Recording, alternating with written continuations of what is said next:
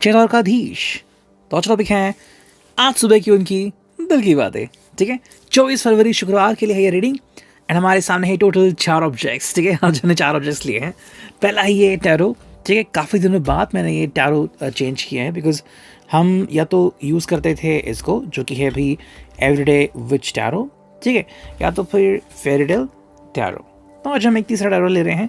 सो आज है टैरो, फिर है energy oracle, we got the happiness oracle and finally कुछ लव मैसेजेस। ठीक है, so let's connect to it. देखते हैं आज हमें क्या रीडिंग मिलती है एंड सबसे पहले शुरुआत करते हैं टैरो से। So let's connect to it. ठीक है,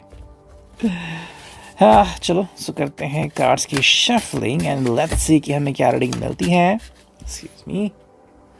so let's do the shuffle and चलो हम 5 कार्ड चुनते हैं। ठीक है, लेट्स सी 1 2 3 4 5। ठीक है, कई बार सटीक रीडिंग हमें मिलता है, so let's focus on that one. पहले चेक करते हैं कि हमें क्या रीडिंग मिलती है।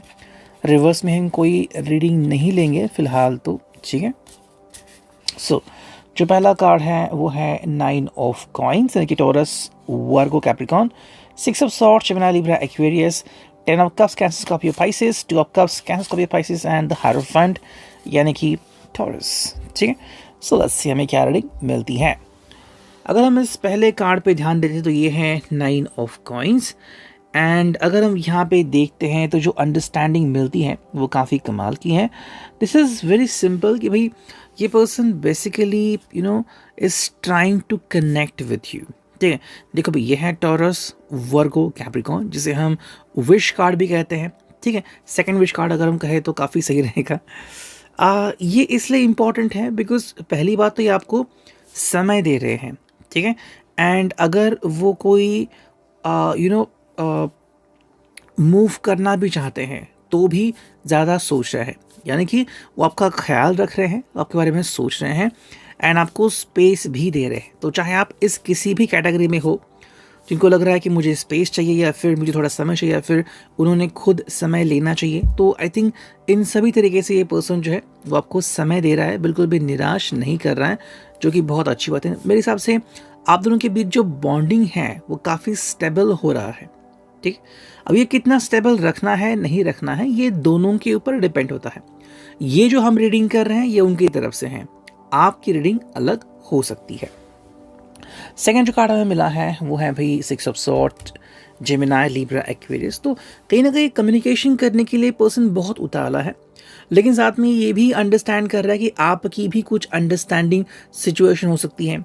शायद आप चाहते हैं उनसे अभी बात करना या फिर आप थोड़ा और समय चाहते हैं, फिर आप चाहते हैं कि जल्द से जल्द ही आपसे कनेक्ट करें।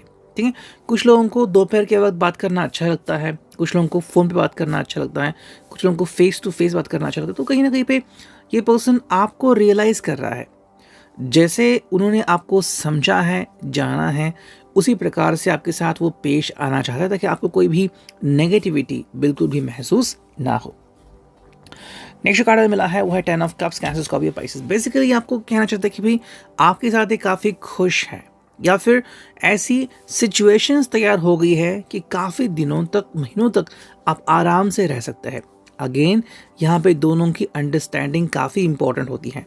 ओके, काफ़ी लोग हमें दिखते हैं, फिर चाहे वो किसी गाड़ी में घूम रहे हो, चाहे वो महंगी गाड़ी हो फिर छोटी गाड़ी हो, उससे कोई फ़र्क नहीं पड़ता। फ़र्क इस बात से पड़ता है उनका मेंटल एटीट्यूड क्या है। अगर उन्होंने कहा है कि भाई हम एक दूसरे को सपोर्ट करेंगे तो कोई तकलीफ इनको नहीं हो सकती।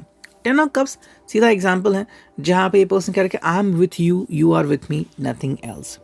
नेक्स्ट जो कार्ड हमें मिला है वो है 2 ऑफ कप्स। बेसिकली आपके साथ एक कनेक्शन फॉर्म करना चाहता है और एक कनेक्शन ऐसा है जहाँ पे आपको बिल्कुल भी भुलाना नहीं चाहता।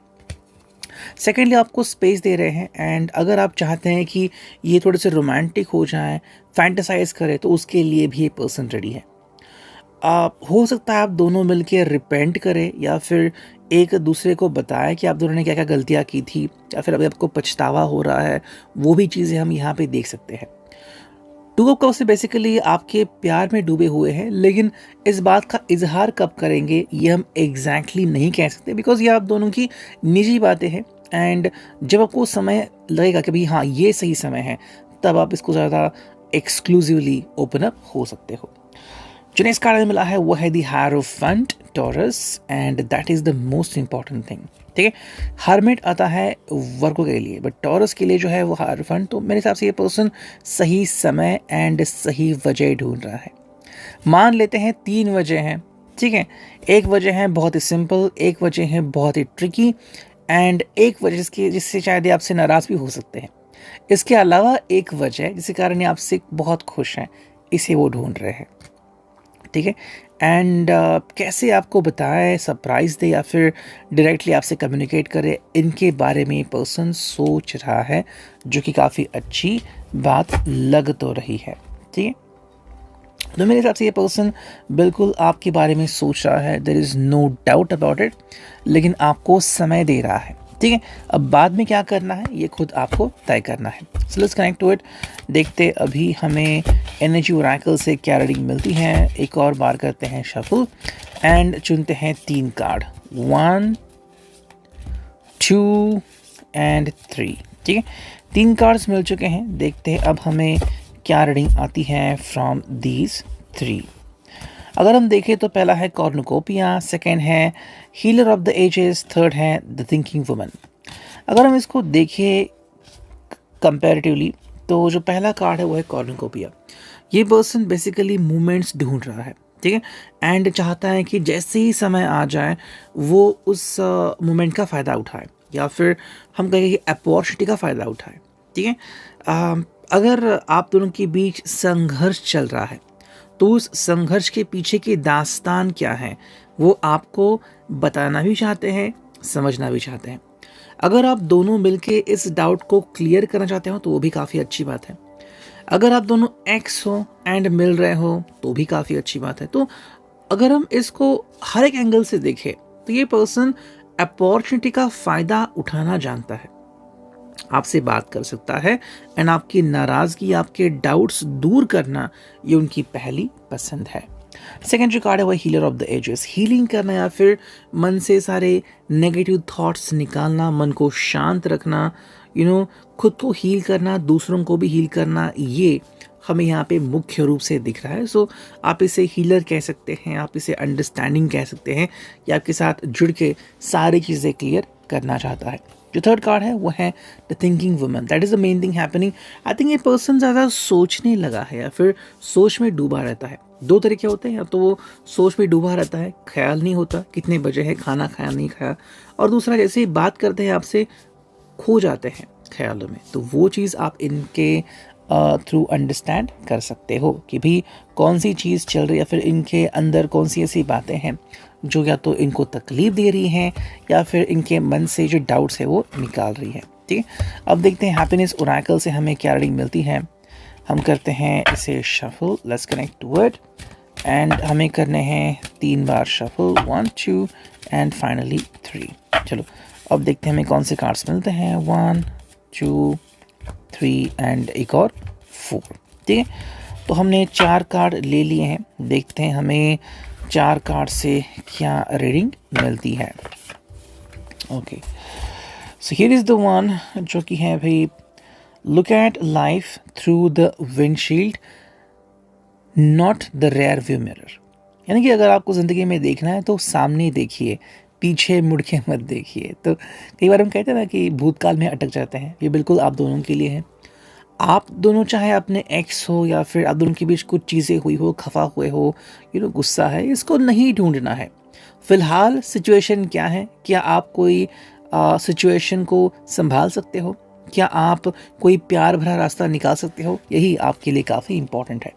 नेक्स्ट जो कार्ड है ये है to rest is to rust, stay shiny and bright. अभी काम करने का वक्त है। अगर आपको लग रहा है कि नहीं मैं इसको आगे ढकेलूंगा, तो नहीं, बिल्कुल नहीं।